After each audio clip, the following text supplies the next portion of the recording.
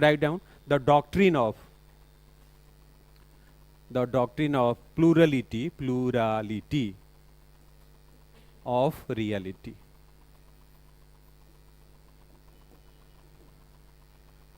The doctrine of plurality and reality is related to Jainism.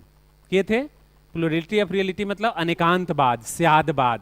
This is also known as अनेकांतवाद, अनेक अंत, अनेकांतवाद, स्यादवाद, स्यादवाद, न्यायवाद, न्याय मतलब judgement, न्याय, न्यायवाद, और सप्तभंगी न्याय, सप्तभंगी न्याय.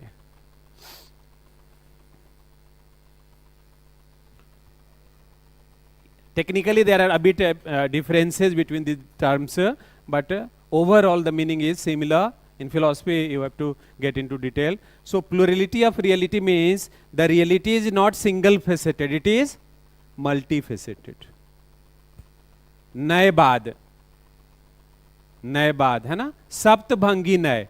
There are 7 ways to come with judgment. सप्तभंगी न्याय, 7 तरीके से जजमेंट दिया जा सकता है.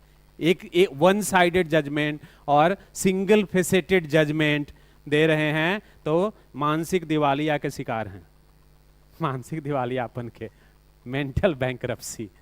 तो ये क्या कहता है जैनिज्म, हमें क्या सिखाता है?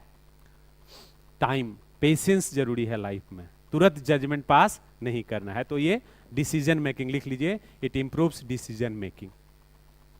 कहेंगे मेरा ही धर्म सबसे ऊपर है, सबसे अच्छा है, तो जैनिज्म इस बात को नकारता है.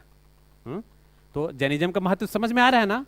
अगर टेररिज्म है, इस तरह की नॉन टॉलरेंस है, तो ये सारी जो चीजें हैं इसके विरोध में जैनिज्म कहता है कि नहीं, ये मत कहिए कि हम ही हम हैं. समझ रहे हैं ना? आप ही आप नहीं हैं और लोग भी आप हैं. Getting the point? तो ये जैनिज्म ही सिखाता है हमें. ठीक है, प्लुरलिटी ऑफ रियलिटी, वास्तविकता का बहुलता, मतलब वास्तविकता जो है वो मल्टीफेसेटेड है, एक नहीं है ना. देखने का अलग अलग परसेप्शन हो सकता है, नजरिया हो सकता है. तो ये बहुत ही इंपॉर्टेंट कंट्रीब्यूशन है जैनिज्म का. ठीक है.